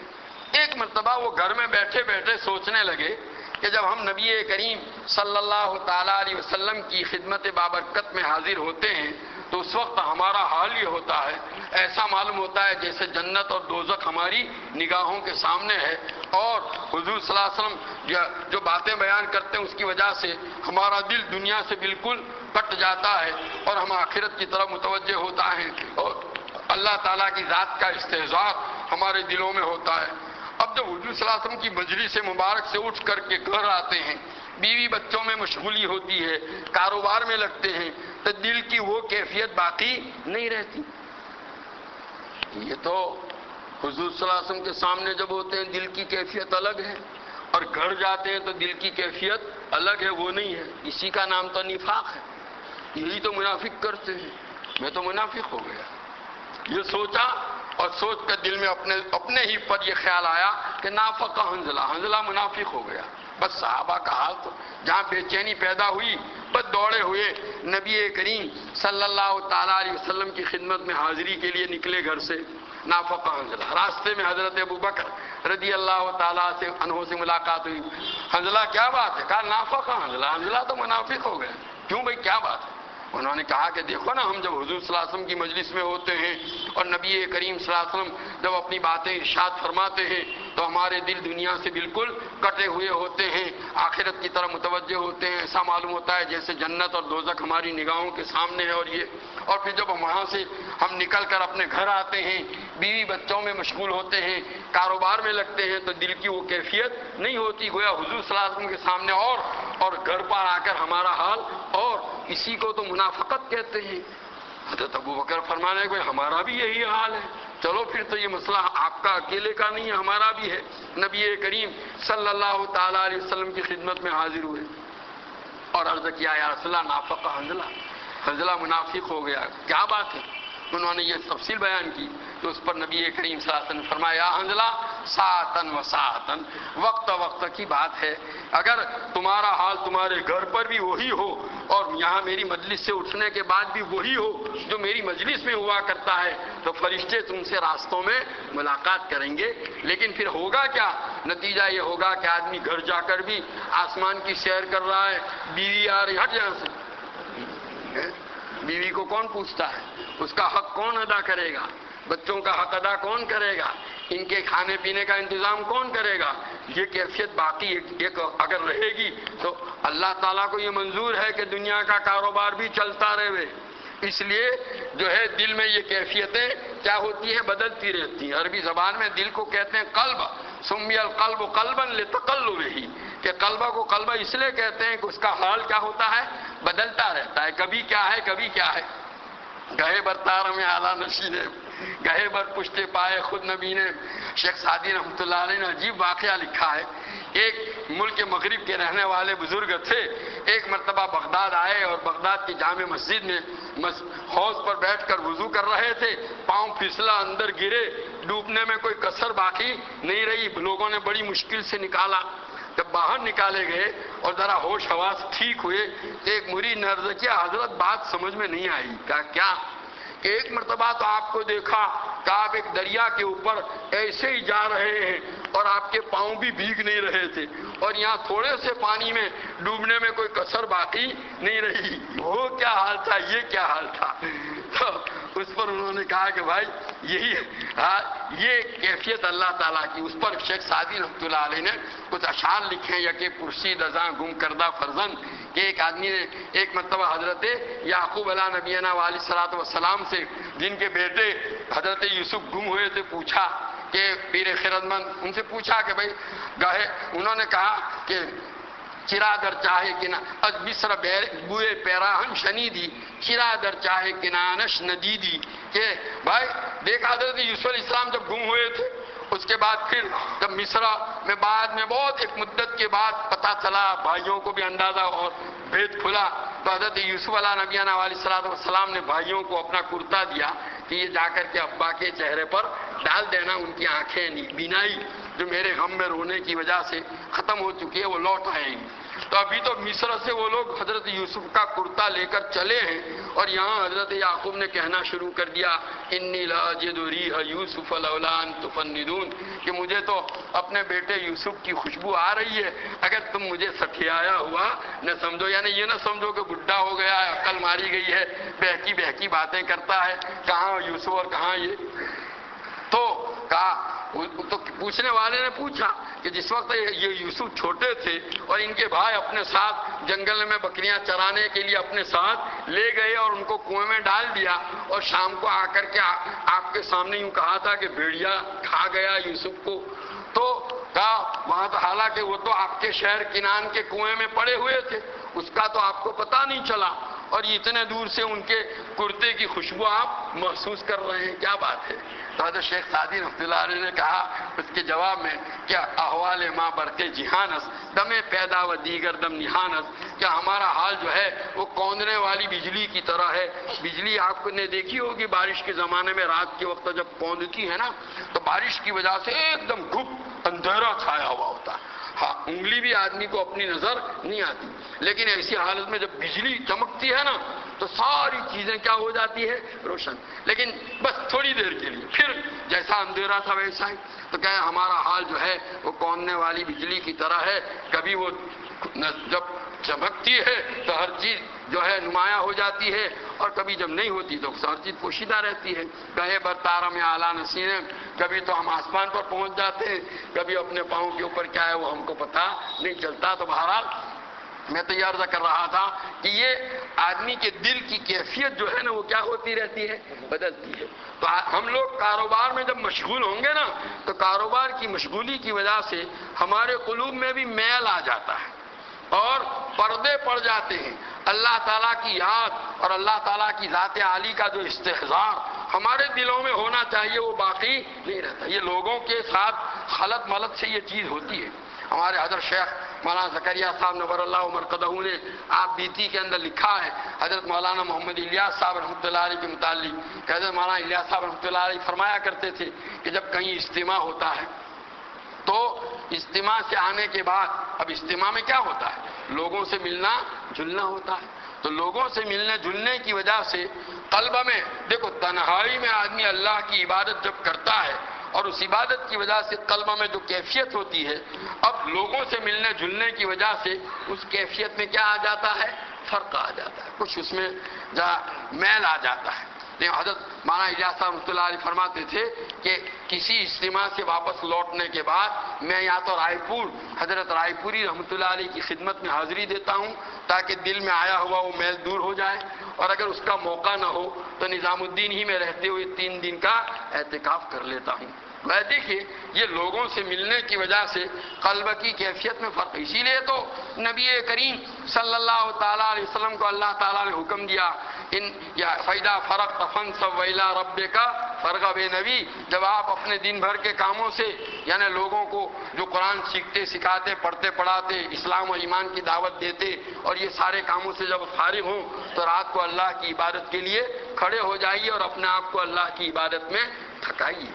گویا وہ دن میں لوگوں سے ملنے جلنے کی وجہ سے قلب میں جو فرق آیا تھا، اسی لیے حدیث میں آتا ہے نبی کریم صلی اللہ علیہ وسلم فرماتے ہیں کہ انی لاستغفر اللہ 70 یا 100 مرتن، کہ میں دن میں اللہ سے 70 مرتبہ یا 100 سے زائد مرتبہ مغفرت طلب کرتا ہوں، اور حضور فرماتا ہے انہ لیغان علی قلبی، میرے دل پر بھی پردے سے غبار سا آ جاتا۔ غبار کیا آتا تھا؟ وہ لوگوں کے میل جول کے نتیجے میں قلب کے اندر اللہ تعالیٰ کے تعلق کی جو کیفیت تھی اس میں لوگوں کی ملاقات کی وجہ سے کیا آتا تھا؟ ہر چیز کی خاصیت ہوتی ہے، اور جب اس کو دور کرنے کے لیے اس فرق کو دور کرنے کے لیے استغفار کا، راتوں کا ان لک فی النہار سبحا طویلا۔ قرآن میں باری تعالیٰ نے سورہ مزمل میں نبی کریم صلی اللہ علیہ وسلم کو رات پر عبادت کا جو حکم دیا کہ بھائی آپ کو دن بھر مشغولی رہتی ہے، یعنی دن بھر آپ لوگوں کے ساتھ مشغول رہتے ہیں، اس کی وجہ سے آپ کے قلب کی کیفیت میں جو فرق آتا ہے اس کو یہ کرنے کے لیے ضروری ہے کہ رات کو اللہ کے سامنے کھڑے ہو۔ حضرت مفتی محمد شفیع صاحب نور اللہ مرقدہ نے معارف القرآن میں لکھا ہے کہ تمام دین کے کام کرنے والے حضرات کے لیے جو بھی ہوں ضروری ہے کہ رات کو وہ اللہ کی عبادت کے لیے کیا کریں؟ فارغ کریں، تاکہ دن کے اندر مشغولی کی وجہ سے قلوب میں جو فرق آیا ہے وہ ہر چیز جب استعمال ہوتی ہے نا، آپ چھری کاٹنے کے لیے، چھری سے جب آپ کاٹنے کا کام کریں گے تو اس کی دھاڑ کیا ہوگی؟ کند ہوگی نا. آپ جو جانور کاٹنے والے ہوتے ہیں، ابھی تو ایک دو جانور کاٹے کے پھر تیز کرتے ہیں، بلکہ بعض تو ایک جانور کاٹنے کے بعد تیز کرتے ہیں. اگرچہ جو ہے بیگن اور آلو کاٹنے والے اتنے جلدی تیز نہیں کرتے، لیکن جانور کاٹنے والے تو زیادہ جلدی تیز کرتے ہیں. استعمال کی وجہ سے اس کے اوپر فرق آیا، تیز کرنے کی ضرورت. تو ایسے ہی یہ قلب کا استعمال ادھر ہوتا ہے، اس غبار کو دور کرنے کے لیے اللہ تعالیٰ کے ساتھ تعلق کو دوبارہ جو ہے رینیو کرنے کی، اس کی تجدید کی اور اس کے نوین کرن کی ضرورت رہتی ہے. سمجھایا کہ نہیں؟ ضرور یہ اس کے بغیر بات بنتی نہیں. یہ دن سال بھر آدمی جو اپنے کاموں میں مشغول رہتا ہے، کاروبار میں، اللہ تعالیٰ نے ایک مہینہ ایسا رکھا ہے کہ اس مہینے میں آدمی اللہ تعالیٰ کے ساتھ کے تعلق کو کیا کر دے. پھر وہ جو سال بھر کاروبار کی مشغولی کی وجہ سے قلب میں جو فرق آیا تھا، اب یہ ایک مہینہ اللہ نے ایسا دیا ہے کہ آپ اس مہینے کو اللہ کی عبادت کے لیے کیا کر لیجئے؟ فارغ کر لیجئے. اسی لیے بزرگوں نے لکھا ہے کہ حضرت شیخ رحمۃ اللہ نے فضائل رمضان، آپ فضائل رمضان کو تعلیم میں سنتے ہیں، لیکن تعلیم کا حال بھی کیا ہے؟ بس پڑھنے والا پڑھ رہا ہے اور لوگوں کے سروں پر سے بات گزر رہی. بیٹھے تو ہیں لیکن جو اندر بات کہی جاتی ہے جس توجہ سے سننی چاہیے، عمل کا جو اہتمام ہونا چاہیے. اندر حضرت فرماتے ہیں کہ بھائی دیکھو، یہ رمضان کے مہینے کے لیے آپ آنے سے پہلے اپنے کاموں کا جائزہ لے لو. آپ دن بھر کے آپ کی جو مشغولیتیں، جو کام ایسے ہیں جن کو ایک مہینے بھر کے لیے آپ کیا کر سکتے ہیں؟ بالکل چھوڑ سکتے ہیں، ان کو تو چھوڑ ہی دو. کوئی ضروری ہے تو بقدر ضرورت کاروبار کا کوئی ایسا تو نوکری والے ہیں، ملازمت والے ہیں، سروس والے ہیں، اگر ان کو چھٹی مل سکتی ہے تو وہ ایک مہینے کے لیے کیا لے لیں؟ چھٹی لے لیں اللہ کی عبادت میں مشغولی کے لیے. اسی لیے ہمارے یہاں مدارس میں یہ رمضان کی چھٹیوں کا جو معمول ہے، حضرت مفتی محمد شفیع صاحب رحمۃ اللہ علیہ فرماتے ہیں کہ حالانکہ مدارس میں کیا ہوتا ہے، قرآن پاک اور حدیث کی تعلیم سیکھنے سکھانے کا سلسلہ ایک بہترین مشغلہ ہے، اس کے باوجود جو ہے اس میں چھٹی کر کے کوئی خالص پورے طور پر لگ جانا ہوتا ہے. کس میں؟ اللہ کی عبادت کے اندر، تاکہ لگ جاوے زیادہ سے زیادہ اپنے آپ کو اس میں مشغول کر لیں. یہ سارا اپنا جائزہ لے کر اپنا ایک نظام بنا لیں. آپ حضرات سے خاص طور پر درخواست کرتا ہوں، آج ہمارے اس زمانے میں رمضان المبارک کی جو بے قدری ہوتی ہے اور اس کو وصول کرنے کے معاملے میں جو گویا غفلت، جو سستی، جو کوتاہی ہے، اچھے دیندار علماء، اہل علم، دعوت و تبلیغ کے ساتھی اور دوسرے حضرات ان کو جس طرح وصول کرنا چاہیے. ہمارے اکابر کے حالات آپ پڑھیں کہ رمضان کے مہینے میں بڑے حضرت رائے پوری شاہ عبد الرحیم صاحب رحمۃ اللہ علیہ کے حالات میں لکھا ہے کسی سے بات نہیں کرتے تھے، خطوط کا جواب نہیں دیتے تھے. بڑا اہتمام گویا اس مہینے میں اپنے آپ کو پورے طور پر فارغ کر لینا ہے. کائے کے لیے؟ اللہ کی عبادت کے. اپنے کاموں کا اپنا ایک ایسا نظام الاوقات، اپنا ٹائم ٹیبل ایسا بناؤ کہ ایک لمحے کے لیے بھی آپ کا کوئی وقت ضائع اور برباد نہ ہو. بعض عبادتیں تو وہ ہیں جو اللہ تعالیٰ نے، جیسے 5 وقت کی نماز تو پڑھنی ہے. رمضان کے خاص طور پر ایک روزہ ہے، روزہ ایک اپنی الگ خاصیت رکھتا ہے. ہر عبادت کی ایک خاصیت ہے، نماز کی ایک خاصیت ہے. نماز آدمی کے دل میں اللہ کی یاد کو جماتی ہے. اقیم الصلاۃ لذکری، گناہ اور برائی سے روکتی ہے. ان الصلاۃ تنہی عن الفحشاء والمنکر. تو عبادت، روزہ بھی ایک عبادت ہے. روزے کی خاصیت ہے، روزہ آدمی کو گناہوں سے بچانے کی صلاحیت پیدا کرتا ہے. کیسے؟ حضرت تھانوی رحمۃ اللہ علیہ فرماتے ہیں کہ یہ روزہ جو ہے نا، تقوی لعلکم تتقون، کہ تم پر روزے فرض کیے گئے جیسے اگلی امتوں پر فرض کیے گئے تھے تاکہ تمہارے اندر تقوی آئے. تو تقوی کیسے آئے گا؟ تو حضرت رحمۃ اللہ علیہ فرماتے ہیں کہ یہ روزہ خود جو ہے نا تقوی کا ایک ابتدائی نصاب ہے، پرائمری کورس ہے تقوی کا. کیسے؟ کہ دیکھو آدمی صبح صادق سے لے کر آفتاب غروب ہونے تک 3 چیزوں سے اپنے آپ کو روکتا ہے. کس سے؟ کھانے پینے اور اپنی بیوی کے پاس جانے سے. حالانکہ یہ 3 کام وہ ہیں جو اس وقت کے علاوہ رمضان میں بھی رات میں اگر کھاوے پیوے اپنی بیوی کے پاس جاوے کوئی حرج کی بات نہیں، اور رمضان کے علاوہ اور مہینوں میں دن میں بھی کرے، یہ جائز کام ہے۔ لیکن ان جائز کاموں کو اللہ کی خوشنودی حاصل کرنے کے لیے آدمی ایک مخصوص وقت کے اندر کیا کرتا ہے؟ چھوڑ دیتا ہے۔ تو جب یہ جائز کاموں کو اللہ کے لیے چھوڑتا ہے تو جو کام ناجائز ہیں، گناہ کے ہیں، کسی کی غیبت کرنا، جھوٹ بولنا، شراب پینا، جوا کھیلنا اور جتنے بھی گناہ کے کام ہیں، وہ تو جو ہے 24 گھنٹے دن ہو یا رات ہو، رمضان کا مہینہ ہو یا غیر رمضان کا، 12 مہینے حرام ہیں، ان کو تو بطریق اولا کیا کرنا چاہیے؟ چھوڑنا چاہیے۔ ذرا آدمی سوچے اور دیکھو یہ روزہ جو ہے نا، روزہ آدمی کے اندر تقویٰ کیسے پیدا کرتا ہے۔ روزے میں ایک خاص کیفیت ہوتی ہے آدمی کی۔ حضرت تھانوی رحمۃ اللہ علیہ فرماتے ہیں کہ روزے کی وجہ سے ایک گیا گزرا بھی مسلمان اگر ہے کیسا ہی گنہگار، لیکن ایک مرتبہ نیت کر لے کس کی؟ روزے کی، کہ میرا روزہ ہے۔ تو روزہ جب ہوگا نا، روزے کی نیت کر لے گا تو وہ اپنے گھر کے اندر اندر گھر کے کمرے میں بیٹھا ہوا ہے، کنڈی لگی ہوئی ہے، کوئی دیکھنے والا نہیں۔ گرمی کا زمانہ ہے، شدید گرمی کی وجہ سے روزے کی حالت میں سخت پیاس لگی ہوئی ہے، حلق میں کانٹے پڑ رہے ہیں، شدت کی پیاس کی وجہ سے پانی کا تقاضا ہے، فریج رکھا ہوا ہے، اندر ٹھنڈا پانی موجود ہے، تو بھی کوئی بھی مسلمان کیسا ہی گیا گزرا کیوں نہ ہو، کیا پانی پیے گا چپکے سے؟ نہیں پیے گا۔ حالانکہ وہ چپکے سے پانی پی لے اور شام کو افطاری کے دسترخوان پر آستین چڑھا کر دھڑلے کے ساتھ آوے تو لوگوں کو پتا چلے گا کہ اس نے پانی پیا تھا، لیکن نہیں، وہ یوں سوچتا ہے کہ میں نے جس کے لیے روزہ رکھا ہے وہ تو مجھے دیکھ رہا ہے۔ کیسا ہی گنہگار مسلمان کیوں نہ ہو، کبھی وہ پانی کا ایک گھونٹ بھی اپنے حلق سے نیچے نہیں اتارے گا۔ گویا ایک استحضار ہے اللہ کی ذات کا، اپنے دل میں ایک تصور ہے۔ سمجھ میں آیا کہ نہیں؟ یہی وہ تصور ہے جو اللہ تعالیٰ روزے کے ذریعے سے ہمارے دلوں میں پیدا کرنا چاہتے ہیں، 24 گھنٹے کے لیے، 12 مہینے کے لیے۔ اور گویا ہم جب بھی کوئی گناہ کا تقاضا ہو سوچیں کون دیکھ رہا ہے؟ اللہ۔ ایک واقعہ بیان کرتا ہوں۔ ایک قدرت اللہ شہاب نامی ICS آفیسر تھے، تقسیم ملک سے پہلے یہاں، اور ملک تقسیم ہونے کے بعد پڑوس کے ملک میں چلے گئے اور وہاں بڑے بڑے عہدوں پر رہے، اور اسی زمانے میں وہ ہالینڈ کے سفیر بھی بنا کر بھیجے گئے۔ ان کی سوانح انہوں نے اپنے آپ بیتی لکھی ہے، شہاب نامہ کے نام سے، بڑی ضخیم کتاب ہے، اس میں واقعات بھی بڑے عجیب و غریب ہیں۔ تو اس میں انہوں نے ایک واقعہ لکھا ہے کہ ہالینڈ کے زمانے قیام میں ایک مرتبہ میں ایک باغ میں تھا، بیٹھا ہوں اپنی بینچ کے اوپر، اتنے میں نے سورہ رحمان کی آیت سنی۔ کوئی آدمی سورہ رحمان بہت عمدہ طریقے سے پڑھ رہا ہے۔ میں نے دیکھا کہ ایک بینچ پر ایک گورا بیٹھا ہوا، ڈچ، ہالینڈ کا رہنے والا کا۔ ڈچ لوگ جو ہیں اسلام کے معاملے میں بڑے متعصب ہیں، کہا ان سے زیادہ جو ہے یورپینوں میں اور اس سے بڑا زیادہ متعصب کوئی نہیں دیکھا۔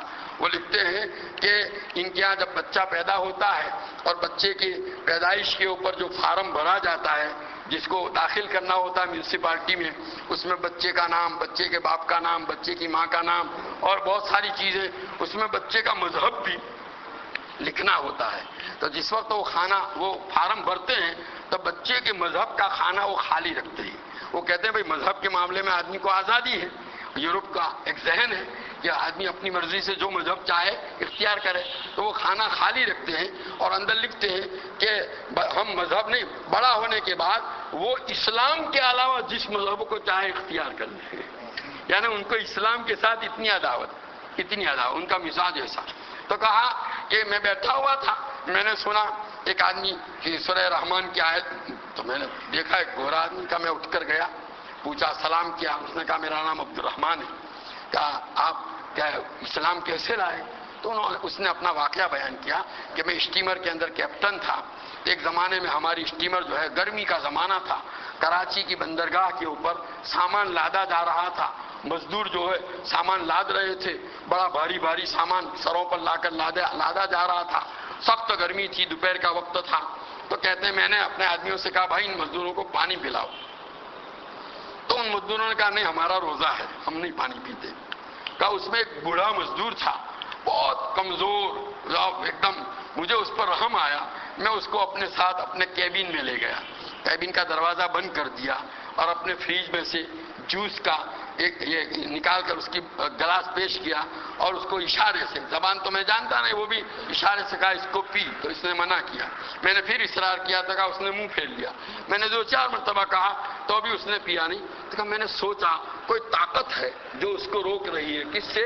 یہاں پانی۔ کہا میں نے اشارہ بھی کیا، یہاں کوئی نہیں دیکھتا۔ کہ بس یہی چیز مجھے اسلام لانے پر آمادہ کر گئی۔ تو دیکھو یہ میں یہ عرضہ کرنا چاہتا ہوں کہ کیسا ہی گئے سے گیا گزرا مسلمان کیوں نہ ہو، بہرحال جب روزہ رکھے گا نا تو اس کے دل میں یہی تصور، اسی لیے تو حدیث میں آتا ہے، نبی کریم صلی اللہ تعالیٰ علیہ وسلم فرماتے ہیں کہ ہر عبادت کا ثواب اللہ تعالیٰ کے یہاں 7 گنے سے لے کر 700 گنا تک ہوتا ہے، سوائے روزے کے۔ فالصوم لی وانا اجزی بہ، کہ روزہ میرے لیے ہے اور میں خود روزے کا بدلہ دوں گا۔ روزہ میرے لیے ہے، روزہ ایک ایسی عبادت ہے، باقی ساری عبادتیں ایسی ہیں کہ جب آدمی ان عبادتوں کو انجام دیتا ہے تو لوگوں کو پتہ چلے گا۔ آپ نماز پڑھیں گے تو قبلے کی طرف رخ کریں گے، ہاتھ باندھیں گے، لوگ دیکھیں گے یہ نماز پڑھ رہا ہے۔ آپ صدقہ کریں گے تو لوگ دیکھیں گے آپ کس فقیر کے ہاتھ میں کچھ دے رہے ہیں۔ تو کوئی بھی کام نیکی کا کریں گے پتہ۔ روزہ ایک ایسی عبادت ہے، آپ نے نیت کر لی دل میں، کسی کو گھر والوں کو بھی اگر آپ کہیں گے میرا روزہ تو پتہ چلے گا، اگر آپ نہ کہیں تو پتہ نہیں۔ ہمارے یہاں نصاب میں جو ہے مدرسوں میں کتاب پڑھائی جاتی ہے ہدایہ نام کی، ان کے مصنف علامہ مرغینانی ہیں، ان کے حالات میں لکھا ہے کہ اس کتاب کی تصنیف کے زمانے میں روزہ رکھا اور 12 سال تک جو لگے تو کھانا آتا تھا، گھر والوں کو بھی پتہ نہیں چلا، روزے سے ہوتے تھے، کھانا غریب کو دے دی۔ تو میں یہ عرض کرنا چاہتا ہوں کہ روزہ ایک ایسی عبادت ہے کہ آپ روزے کی حالت میں ہو، کوئی یہ نہیں کہہ سکتا کہ روزہ ہے کہ نہیں ہے جب تک کہ آپ اپنی زبان سے اس کو نہ بتلائیں۔ گویا اسی لیے اللہ تعالیٰ فرماتے ہیں صوم لی، کہ روزہ میرے لیے ہے اور میں اس کا بدلہ دوں گا۔ روزہ گویا ایک ایسی عبادت ہے اللہ کے لیے، اللہ کو بہت پسند ہے۔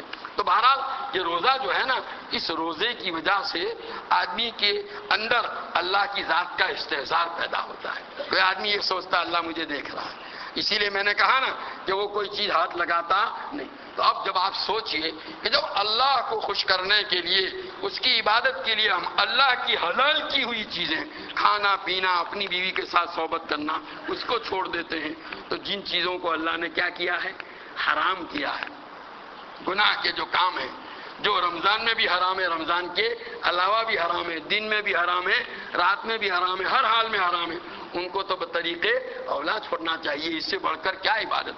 حدیث میں آتا ہے، نبی کریم صلی اللہ علیہ وسلم فرماتے ہیں، حضرت ابو ہریرہ رضی اللہ تعالیٰ عنہ کو تاکید فرمائی، اتق المحارم تکن عابد الناس، کہ اللہ نے جو چیزیں حرام کی ہیں ان سے بچو، تم سب سے بڑے عبادت گزار بن۔ بڑی عبادت کیا ہے؟ بڑی عبادت یہ ہے کہ اپنے آپ کو گناہوں سے، رمضان کے مہینے میں سب سے زیادہ اہتمام جس چیز کا کرنا ہے، روزے نماز وغیرہ تو ہیں، لیکن اپنے آپ کو ہر چھوٹے بڑے گناہ سے بچانے کا اہتمام کیجیے، یہ سب سے بڑی عبادت ہے۔ بھائی یہ جو ہے نا 2-4 رکعت پڑھ لینا، رات کو ایک آدھ مرتبہ آ کر کے کھڑے ہو جانا، یہ تو ہر آدمی کر لیتا ہے۔ بڑی راتیں آتی ہیں تو دیکھا ہوگا نا مسجد بھر جاتی ہے، وہ روزانہ والے تو بعد میں آتے ہیں اور وہ سال بھر والے پہلے سے آ کے اگلی سب پر قبضہ کر لیتے ہیں، ہے یا نہیں؟ تو یہ تو آسان ہے، لیکن اپنے آپ کو اللہ کی نافرمانی سے بچانا یہ بڑا مشکل ہے۔ یہی اصل عبادت ہے، اس کا اہتمام ہونا چاہیے۔ اور ہمارے بزرگوں نے لکھا ہے کہ آدمی رمضان جس طرح گزارتا ہے، جیسے جمعہ کا دن جس طرح گزرے گا نا، ہفتہ بھر ایسا ہی گزرتا ہے۔ جمعہ کا دن پورے ہفتے پر اثر انداز ہوتا ہے، اور رمضان کا مہینہ پورے سال پر اثر انداز ہوتا ہے۔ آپ رمضان کا مہینہ جیسا گزاریں گے، اپنے آپ کو گناہوں سے بچائیں گے، اللہ کی عبادت کا اہتمام کریں گے، تو سال بھر اللہ تعالیٰ آپ کو گناہوں سے بچائیں گے، اللہ کی عبادت کا اہتمام نصیب ہوگا۔ اور اگر گڑبڑ ہوئی تو اس کا اثر سال بھر نہیں ہوتا۔ اور حج پوری زندگی پر اثر انداز ہوتا ہے، حج میں جیسا وقت گزرا اسی طرح۔ تو بہرحال میں یہ عرض کرنا چاہتا ہوں کہ رمضان کے مہینے میں کچھ عبادتیں ہیں، اس کا اہتمام ہو، گناہوں سے بچنے کا تو اہتمام ہی ہو، اس لیے کہ گناہوں سے بچے بغیر ان عبادتوں کا فائدہ حاصل نہیں ہوگا۔ ہمارے حضرت مولانا شاہ برار الحق صاحب نور اللہ مرکزہ مثال دیا کرتے تھے کہ بھئی دیکھو، آپ جو ہے نا، آپ کے کمرے میں اے سی لگا ہوا ہے، ایئر کنڈیشنر، اب آپ نے چلایا کمرہ ٹھنڈا کرنے کے لیے، اور آپ دروازہ کھلا ہوا ہے، کھڑکیاں کھلی ہوئی ہے، تو تمہارا یہ اے سی 24 گھنٹے چلے گا تو بھی کمرہ ٹھنڈا ہونے والا نہیں ہے۔ ایک سوراخ بھی باقی ہے، اس کو بند کرو تو کمرہ ٹھنڈا ہوگا، ہے یا نہیں؟ کمرہ کھڑکیاں اور دروازے کھلے ہوئے ہیں اور اے سی چلے گا تو اس سے کوئی فائدہ حاصل نہیں ہوتا۔ تو اسی طرح گناہوں کی کھڑکیاں کھلی ہوئی ہیں، آنکھیں بد نظری کر رہی ہیں، کان گانا سن رہے ہیں، زبان غلط بول رہی ہے، اعضاء غلط کام کر رہے ہیں، اور آپ روزہ رکھ رہے ہیں۔ اس روزے سے کیا حدیث میں آتا ہے، نبی کریم صلی اللہ علیہ وسلم فرماتے ہیں الصوم جنۃ ما لم یخرقھا، کہ روزہ ڈھال ہے جب تک کہ آدمی اپنی اس ڈھال کو پھاڑ نہ دے۔ پہلے زمانے میں ڈھال ہوتی تھی، وہ دشمن کے وار کو کیا کرتی تھی؟ روکتی تھی، لیکن وہ ڈھال اگر پھٹی ہوئی ہو تو اس سے وار رکتا نہیں ہے۔ تو شیطان کے حملے کو اور نفس کے تقاضوں کو روکنے کے لیے روزہ ڈھال ہے، لیکن آدمی روزے کے اندر گناہوں سے اپنے آپ کو بچائے۔ اسی لیے بزرگوں نے لکھا ہے کہ روزے کی حالت میں 5 چیزوں کا اہتمام کرنا چاہیے۔ آنکھ کی حفاظت، بد نظری سے اپنے آپ کو بچاؤ، زبان کی حفاظت، کان کی حفاظت، دوسرے اعضاء کو گناہوں سے بچاؤ، اور جو ہے وہ حلال کمائی سے، حرام سے افطار نہ کرو۔ یہ اہتمام ہونا چاہیے، اور آخر میں یہ ڈرتا بھی رہے کہ پتہ نہیں میری یہ عبادت اللہ کے یہاں قبول ہوتی ہے یا نہیں۔ تو بہرحال یہ روزے کے آداب، اس کی رعایت بھی ضروری ہے۔ اور ہمارے یہاں کیا ہے، روزہ رکھتے ہیں، اب روزے کا وقت گزارنے کے لیے گھر میں بیٹھے بیٹھے دن بھر ٹی وی دیکھتے رہتے ہیں۔ نعوذ باللہ، یہ روزہ کیا ہوا بھائی؟ ایسے بھوکے پیاسے رہنے کی اللہ کو کوئی ضرورت نہیں ہے۔ ایک آدمی رات بھر عبادت کرتا ہے، گناہ کرتا ہے، ایسے رات بھر بیدار رہنے کی اللہ کو ضرورت نہیں ہے۔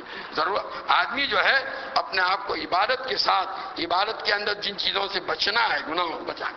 آپ کروڑ روپیوں کی، لاکھ روپیوں کی دوا کریں اور بدپرہیزی کریں تو آپ کی یہ ساری دوا کیا ہے؟ بیکار ہے۔ لاکھوں روپے بیکار، اس سے کوئی فائدہ نہیں ہوگا۔ پرہیز ضروری ہے۔ تو اسی طریقے سے یہ رمضان کے مہینے میں کچھ کام ہمیں کرنے ہیں۔ ایک تو روزہ، 5 وقت کی نماز جماعت کے ساتھ۔ نماز کے معاملے میں بھی روزے کی وجہ سے کیا ہوتا ہے، رات کو سحری کے لیے اٹھے، فجر کی نماز کیا ہے؟ غائب کر دی۔ سحری کھا کے ایسے سوئے کہ فجر کی نماز بھی قضا ہو گیا، پھر وہ قضا کیا، بعد میں بھی پڑھتے نہیں۔ ظہر میں دوپہر کو ایسے سوئے، قیلولے میں ایسے لگے کہ ظہر کی نماز کی غائب ہو گئی۔ عصر تو وہ سحری کی افطاری کی تیاری میں ایسے کہ عصر کی نماز کا بھی کوئی خیال نہیں۔ اور مغرب تو سحری کے لیے، افطاری کے لیے ایسے بیٹھے کہ مغرب کی جماعت کیا ہو گئی؟ غائب ہو گئی۔ تراویح میں بھی کون سی مسجد ایسی ہے جہاں جلدی سے جلدی جو ہے 20 رکعت پوری ہو جاتی ہے؟ حافظ صاحب کیا پڑھتے ہیں، نہ حافظ صاحب کو معلوم، نہ ان کے فرشتوں کو معلوم، سننے والوں کو تو کیا معلوم ہوگا؟ یا عالم تعلم کا بھی پتہ نہیں چلتا۔ ایسی مسجدیں تلاش کر کر کے وہاں جاتے ہیں، اور جہاں اللہ کے بندے صحیح پڑھنے کا اہتمام کرتے ہیں تو ان کو بھی طعن و تشنیع کرتے ہیں کہ بہت دھیرے پڑھتا ہے۔ نعوذ باللہ، نہ تو خود توفیق جو صحیح پڑھتا ہے اس کے لیے رکاوٹ بنتے ہیں۔ قرآن حدیث میں آتا ہے رب تعلن للقرآن والقرآن یلعنہ، بہت سے قرآن کی تلاوت کرنے والے ایسے کہ قرآن ان کو کیا کرتا ہے؟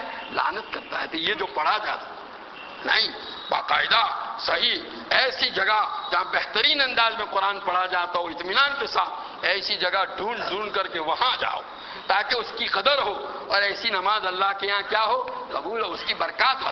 شوق سے سنو، یہ کوئی بوجھ نہیں ہے اتار رہے ہیں، یا ہم تو ایسا ذرا سا ایک رکو لمبا ہو گیا پیچھے بیٹھے، جب امام صاحب رکو میں گئے جلدی جلدی بھاگے دوڑے اللہ اکبر کہہ کر نیت باندھی، اور یہاں نماز کے باہر نکل کر مسجد کے باہر کھڑے ہو کر آدھا گھنٹہ باتیں کرتے ہیں، ٹانگیں درد کرتی نہیں، پتہ نہیں وہاں ٹانگوں کا کیا ہوگا۔ یہاں امام صاحب نے ذرا سا ایک رکو بڑھا دیا تو وہاں ٹانگوں میں درد، عجیب حال ہے۔ اللہ کے معاملے میں ہمیں ذرا بھی یہ نہیں صبر۔ یہ ساری چیزیں اللہ کی عبادت کے لیے اگر تکلیف بھی ہوتی ہے شوق سے برداشت کرو، یہ صبر علی العبادت ہے۔ اللہ کی عبادت کے اندر ہم جو مشقت جھیلیں گے اللہ تعالیٰ کے اس کے اوپر بڑا اجر و ثواب ملے گا، بڑے مراتب ملیں گے۔ اس کا شوق پیدا کرنا، ہم عادی نہیں ہیں، ہم بیمار ہیں، ایک بیمار آدمی ہوتا ہے نا تو اس کو بریانی کھلاؤ تو بریانی کا ذائقہ معلوم ہوتا نہیں، اس کو تو میٹھی چیز بھی کیا معلوم ہوتی ہے؟ کڑوی معلوم۔ یہ عبادتوں کی لذت ہمیں معلوم نہیں ہوتی، یہ ہم بیمار ہیں، ہمیں اپنی اس بیماری کو دور کرنے کی ضرورت ہے۔ اس کے لیے اس کا اہتمام ہو. اس کو دور کرنے کے لیے مشقت، کڑوی دوا کیا کرنی پڑے گی؟ استعمال کرنی پڑے گی. ہمارا جی نہیں چاہتا تو ابھی لگو، تو دھیرے دھیرے انشاءاللہ اس کا شوق پیدا ہوگا. تو بہرحال میں یہ عرض کرنا چاہتا ہوں کہ رمضان کے مہینے کو خاص طور پر وصول کرنے کا اہتمام کیجئے. خود بھی، اپنے گھروں میں بھی، اپنی عورتوں کو، اپنے بچوں کو، اپنے گھر کے لوگوں کو اس کی طرف متوجہ کیجئے. آپ کے گھر میں ایک گناہ، ایک نافرمانی بھی اللہ کی نہ ہونے پاوے. اور یہ نہیں کہ ٹی وی رمضان کے لیے بند کر دیا، سفید کپڑا اڑا دیا اور یہ کفن جو ہے عید کے دن اتار دیا، یہ مردہ پھر آیا باہر زندہ ہو کر. ایسا نہیں، ایسا اس کو ڈالو ندی میں جا کر کے کہ پھر وہ باہر بھوت بن کے بھی نکلنے نہ پاوے. سمجھ میں آیا کہ نہیں؟ تو بہرحال ضرورت ہے کہ اس کا اہتمام کیا جائے اور 5 وقتہ نمازیں جماعت کے ساتھ بڑے اہتمام سے، قرآن کی تلاوت کا اہتمام. قرآن کو خاص مناسبت ہے. ہمارے بزرگوں کے یہاں رمضان میں قرآن کی تلاوت کا بڑا اہتمام. بہت سے بزرگ وہ تھے جو روزانہ ایک قرآن کیا کرتے تھے؟ ختم کرتے. بعض جو ہے 1.5 قرآن. حضرت مولانا انعام الحسن صاحب کے متعلق سنا ایک مرتبہ 56 پارے جو ہے پورے کیے. یہ اس طرح گویا بزرگوں کے یہاں اس کا قرآن کی تلاوت، اللہ کے کلام کو رمضان کے مہینے کے ساتھ خاص مناسبت ہے. جتنی بھی آسمانی کتابیں ہیں وہ ساری رمضان کے مہینے میں اتاری گئی. اس لیے قرآن کی تلاوت کا اہتمام اور جو ہے تسبیحات کا، خیر خیرات کا، نیکی کے کاموں کا، اپنے آپ کو گناہوں سے بچانے کا، یہ سارا کرو گے تو انشاءاللہ کچھ برکات. ضرورت ہے بھائی، یہ زمانہ ہم جس دور سے گزر رہے ہیں اور یہ امت جن حالات سے دوچار ہے، ہم اور آپ بیٹھ کر کے گھنٹوں اس پر بحث کرتے ہیں، لیکن کبھی توفیق ہوتی ہے 2 منٹ کے لیے بھی دعا کرنے کی امت کے واسطے؟ یہ ہمارے گھنٹے اس میں گزر جاتے ہیں، لیکن 5 منٹ کے لیے بھی کوئی دعا کرتا نہیں. یہ سب جو ہے نا، یہ اللہ تعالیٰ کے یہاں اللہ کی نگاہوں سے گر جانے کی علامتیں ہیں. ضرورت ہے کہ ان چیزوں کی طرف توجہ کی جائے. اپنے اپنے گھروں میں، اپنے اپنے محلوں میں، اپنی اپنی بستیوں میں لوگوں کو متوجہ کرو کہ ایسا موقع پھر دوبارہ آنے والا نہیں ہے. یہ تو بڑا زرین موقع ہے، اس سے فائدہ اٹھا لیا جائے. پورا رمضان کا مہینہ، پھر لیلۃ القدر آخری عشرہ جو ہے وہ تو ایسا ہے کہ پوری رات بھی اگر آدمی جاگ لے تو کوئی مشکل کام نہیں ہے. آدمی اس کا اہتمام کر لے. بہرحال اللہ تعالیٰ نے یہ موقع دیا ہے اور یہ بابرکت مہینہ آ رہا ہے، تو اس کو وصول کرنے کی طرف توجہ کیجئے اور اس کو وصول کرنے کا اہتمام کیجئے. کریں گے یا نہیں؟ ہر آدمی یہاں بیٹھا ہوا اس مجلس میں مجھ سے وعدہ کر کے جاوے کہ میں خود بھی اور اپنے گھر کے لوگوں کو بھی اس کے وصول کرنے کی طرف متوجہ کروں گا. کرو. اللہ تعالیٰ توفیق دے. دعا کر لو. سبحانک اللہم و بحمدک و تبارک اسمک و تعالی جدک ولا الہ غیرک لا الہ الا اللہ الاحد الصمد الذی لم یلد ولم یولد ولم یکن له کفوا احد لا الہ الا اللہ الحنان المنان بدیع السماوات والارض الجلال والاکرام. اللهم لك الحمد كله ولك الشكر كله ولك الملك كله وبيدك الخير كله وإليك يرجع الأمر كله. اللهم لا نحصي ثناء عليك أنت كما أثنيت على نفسك. اللهم صل على سيدنا ومولانا محمد وعلى آل سيدنا ومولانا محمد كما صليت على سيدنا إبراهيم وعلى آل سيدنا إبراهيم إنك حميد مجيد. اللهم بارك على سيدنا ومولانا محمد وعلى آل سيدنا مولانا محمد كما باركت على سيدنا إبراهيم وعلى آل سيدنا إبراهيم إنك حميد مجيد. اللهم صل صلاة كاملة وسلم سلاما تاما على سيدنا محمد تنحل به العقد وتنفرج به الكرب وتقضى به الحوائج وتنال به الرغائب وحسن الخواتيم ويستسقى الغمام بوجهه الكريم وعلى آله وصحبه في كل لمحة ونفس بعدد كل معلوم لك. اللهم صل على سيدنا ومولانا محمد وعلى آل سيدنا مولانا محمد صلاة تنجينا بها من جميع الأحوال والآفات وتقضي لنا بها جميع الحاجات وتطهرنا بها من جميع السيئات وترفعنا بها عندك على الدرجات وتبلغنا بها أقصى الغايات من جميع الخيرات في الحياة وبعد الممات إنك على كل شيء قدير.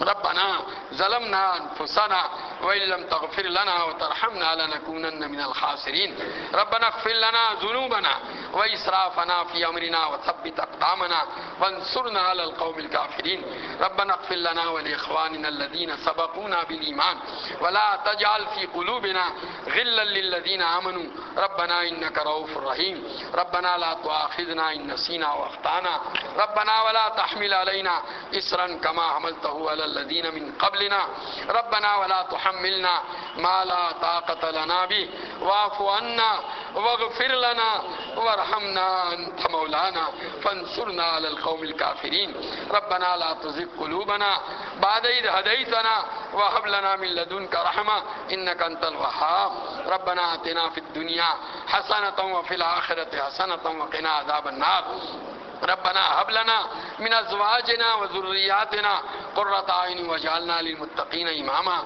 اللهم حبب الينا الايمان وزينه في قلوبنا وكره الينا الكفر والفسوق والعصيان واجعلنا من الراشدين اللهم ان قلوبنا ونواصينا وجوارحنا بيدك لم تملكنا منها شيئا فاذا فعلت ذلك بنا فكن انت ولينا واهدنا الى سواء السبيل اللهم وفقنا لما تحب وترضى من القول والعمل والفعل والنية والهدى اللهم آت نفوسنا تقواها وزكها أنت خير من زكاها أنت وليها ومولاها اللهم طهر قلبي من النفاق وعملي من الرياء ولساني من الكذب وعيني من الخيانة فإنك تعلم خائنة الأعين وما تخفي الصدور اللهم إنا نسألك الهدى والتقى والعفاف والغنى اللهم إنا نسألك علما نافعا ورزقا واسعا حلالا طيبا وشفاء من كل داء اللهم إنا نسألك الصحة والعفة والأمانة وحسن الخلق والرضا بالقدر اللهم لا سهل إلا ما جعلته سهلا وأنت تجعل الحزن سهلا إذا شئت لا إله إلا الله الحليم الكريم سبحان الله رب العرش العظيم والحمد لله رب العالمين نسألك موجبات رحمتك وعزائم مغفرتك والعصمة من كل ذنب والغنيمة من كل بر والسلامة من كل إثم لا تدع لنا ذنبا إلا غفرته ولا هما إلا فرجته ولا ضرا إلا كشفته ولا حاجة هي لك رضا إلا قضيتها يا أرحم الراحمين اللهم إنا نعوذ بك من جهد البلاء ودرك الشقاء وسوء القضاء وشماتة الأعداء اللهم إنا نعوذ بك من زوال نعمتك وتحول عافيتك وفجاءة نقمتك وجميع سخطك اللهم متنا بأسمائنا وأبصارنا وقوتنا ما أحييتنا اللهم اجعله الوارث منا اللهم اجعل ثارنا على من ظلمنا اللهم انصرنا على من عادانا ولا تجعل مصيبتنا في ديننا ولا تجعل الدنيا أكبر همنا ولا مبلغ علمنا ولا تسلط علينا من لا يخافك ولا يرحمنا اللهم زدنا ولا تنقصنا واكرمنا ولا تهنا وآتنا ولا تحرمنا وآثرنا ولا تؤثر علينا واردنا عنك وارض عنا اللهم ألهمنا رشدنا وأعذنا من شرور أنفسنا اللهم إنا نسألك حبك وحب من يحبك والعمل الذي يبلغنا حبك اللهم إنا نسألك رضاك والجنة ونعوذ بك من سخطك والنار اے اللہ تو ہمارے گناہوں کو معاف فرما ہماری خطاؤں سے درگزر فرما گنہگار ہیں خطا کار ہیں قصوروار ہیں اے اللہ اپنی اب تک کی زندگی تیری نافرمانیوں میں گنوا دی اے اللہ جن کاموں کو کرنے کا تو نے حکم دیا ان کو بجا نہیں لائے جن سے تو نے منع فرمایا انہی کا اعتکاف کرتے رہے اے اللہ تیری نافرمانیوں میں 24 گھنٹے مشغول رہے تیری نعمتیں کھا کھا کر اے اللہ تیری نعمتیں استعمال کر کر کے تیرا مقابلہ کرتے رہے تیری نافرمانیاں کر کر کے لذتیں حاصل کرتے رہے اے اللہ ہم تو بڑے مجرم ہیں اگر تو نے ہمیں معاف نہیں کیا ہمارا کوئی ٹھکانہ نہیں رہے گا اے اللہ دن رات کی وہ کون سی گھڑی ہے جس میں ہم نے تیری نافرمانی نہ کی ہو جسم کا وہ کون سا عضو ہے جس کے ذریعے سے اے اللہ گناہوں کا ارتکاب نہ کیا ہو اے اللہ ہم تو بڑے گنہگار ہیں ہمیں اپنے گناہوں کا اقرار ہے اے اللہ تو ہماری مغفرت فرما ہمارے والدین کی مغفرت فرما، ہمارے اہل و عیال کی مغفرت فرما، ہمارے بھائیوں بہنوں عزیزہ اور اقارب کی مغفرت فرما، ہمارے دوست اور آباء محسنین متعلقین اساتذہ اور مشائخ اے اللہ جنہوں نے دعاؤں کے لیے کہا لکھا، جو ہم سے دعاؤں کی توقع اور امید رکھے ہوئے ہیں، جن کے ہم پر حقوق ہیں، اور تمام مومنین و مومنات مسلمین و مسلمات پوری امت محمدیہ کی مغفرت فرما۔ اے اللہ ہمارے چھوٹے بڑے ظاہر پوشیدہ اگلے پچھلے سارے گناہوں کو معاف فرما، ہماری سیئات کو حسنات سے مبدل فرما، تیری مرضیات پر ہمیں زیادہ سے زیادہ چلا کر اے اللہ تیری نامرضیات سے ہماری پوری حفاظت فرما، نفس اور شیطان کی شرارتوں سے ہمیشہ کے لیے ہم کو محفوظ فرما دے۔ اے اللہ تیرے حبیب پاک صلی اللہ تعالی علیہ وسلم کے طریقوں اور سنتوں کو اپنی زندگی کے ہر شعبے میں جاری کرنے اور اپنانے کی تو ہمیں توفیق و سعادت عطا فرما۔ نبی کریم صلی اللہ علیہ وسلم کے طریقوں کی محبت اور غیروں کے طریقوں کی نفرت اے اللہ تو ہمارے قلوب کے اندر ڈال دے۔ اے اللہ ہم پر اپنا خصوصی فضل فرما، اے اللہ تمام رذائل سے ہم کو پاک اور صاف فرما دے، کفر سے، شرک سے، اے اللہ شقاق و نفاق سے، بغض سے، کینہ سے، حسد سے، بخل سے، شوق سے، شہوت سے، غضب سے، اے اللہ طمع اور حرص اور اشراف نفس سے، دنیا کی مال کی جاہ کی محبت سے، اے اللہ تمام رذائل سے ہم کو پاک اور صاف فرما، محاسن اخلاق سے مزین فرما، ایمان و یقین سے، اسلام و طاعت سے، تقوی و طہارت سے، اخلاص و للہیت سے، زہد اور ورع سے، تسلیم و رضا سے، صبر اور شکر سے، عفت و عصمت سے، تواضع و انکساری سے، جود و سخا سے، اے اللہ تیری ذات عالی پر توکل اور اعتماد سے، اے اللہ صفات حمیدہ سے ہمیں مزین فرما، تیری معرفت و محبت کے انوار سے ہمارے قلوب کو منور فرما، تیری یاد سے ہمارے دلوں کو آباد فرما، دوام ذکر و دوام طاعت کی توفیق عطا فرما۔ اے اللہ آنے والے ماہ مبارک کو اے اللہ پورے طور پر وصول کرنے کی ہمیں توفیق عطا فرما، ایک لمحے کے لیے بھی اے اللہ تیری معصیت میں مبتلا ہونے سے ہماری اور ہماری تمام متعلقین اور پوری امت کی حفاظت فرما۔ اے اللہ اس ماہ مبارک کے انوار و برکات کو زیادہ سے زیادہ حاصل کرنے کی توفیق عطا فرما۔ اے اللہ تیرے حبیب پاک صلی اللہ علیہ وسلم نے اس کی طرف متوجہ فرمایا ہے، اے اللہ تیرے نیک بندوں نے جس طرح اس ماہ مبارک کو وصول کیا، ہمیں بھی ان کے نقش قدم پر چلتے ہوئے اے اللہ اس کو وصول کرنے کی توفیق عطا فرما، ہمیں اور ہمارے گھر کے ہر فرد کو اے اللہ اس کی طرف متوجہ فرما، نمازوں کا اہتمام نصیب فرما، روزوں کا اہتمام نصیب فرما۔ اے اللہ ان مبارک دنوں میں ہر چھوٹی بڑی معصیت سے ہماری پوری حفاظت فرما۔ اے اللہ تراویح کو پورے ذوق و شوق سے پڑھنے کی توفیق عطا فرما، قرآن پاک کی تلاوت کی توفیق عطا فرما، دعاؤں کا اہتمام نصیب فرما، تسبیحات اور اذکار کی توفیق عطا فرما۔ اس ماہ مبارک کو ہماری زندگیوں میں خوشگوار تبدیلی کا ذریعہ بنا دے۔ اے اللہ ہماری زندگیوں کا رخ اس ماہ مبارک کے ذریعے سے نیکی کی طرف موڑ دے، تیری اطاعت اور فرمانبرداری کی طرف موڑ دے، نبی کریم صلی اللہ علیہ وسلم کی اتباع و پیروی کی طرف موڑ دے۔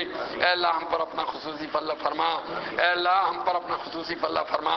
اے اللہ ہماری اور ہمارے تمام متعلقین کو اے اللہ صحت، قوت، عافیت، سلامتی، دنیا آخرت کی بلائیوں سے مالا مال فرما، ہماری تمام ضروریات کی اپنے خزانے غیب سے کفالت فرما، ہمیں کسی کا محتاج دسترنگر نہ بنا، ہماری روزیوں میں برکت و وسعت عطا فرما، ہماری اولادوں کو علوم نافعہ، ہمارے صالح اخلاق فاضلہ سے مالا مال فرما، برے اخلاق، برے کردار و گفتار، برے عادات و اطوار، بری صحبتوں، برے ماحول کے اثرات سے ان کی پوری حفاظت فرما، اپنی شان ربوبیت سے اے اللہ ان کی تربیت فرما کر ان کو ہماری آنکھوں کی ٹھنڈک، دلوں کا سرور، ہمارے لیے صدقہ جاریہ اور ہماری امیدوں سے بڑھ کر بنا۔ اے اللہ ہم پر اپنا خصوصی فضل فرما، ہماری عبادات کو درست فرما دے، ہمارے گھر کے ہر فرد کو نمازی بنا دے۔ اے اللہ نماز کے انوار و برکات سے ہمارے گھروں کو منور فرما، نماز کا عشق عطا فرما، نماز کے خشوع و خضوع سے ہمیں مالا مال فرما، نماز کے قائم کرنے والوں میں ہمیں شامل فرما۔ اے اللہ روزے کی برکات سے مالا مال فرما۔ اے اللہ جو ارباب اموال ہیں ان کو زکوٰۃ کی ادائیگی کی توفیق عطا فرما، ارباب استطاعت کو حج کی ادائیگی کی توفیق عطا فرما، جنہوں نے ارادے کیے ہیں ان کو عافیت کے ساتھ اے اللہ حج مبرور اور زیارت مقبولہ سے مالا مال فرما۔ اے اللہ ہمارے معاملات کو درست فرما، اخلاق کو درست فرما، آپسی حقوق کی ادائیگی کا اہتمام نصیب فرما، آپس کی اختلافیوں سے ہماری پوری حفاظت فرما۔ اے اللہ ہم سب سے راضی ہو جا، تیری رضامندی والے کام کروا لے، ہم چاہیں یا نہ چاہیں ہماری پیشانیاں پکڑ پکڑ کر اے اللہ اپنی اطاعت و فرما برداری ہم سے کروا لے۔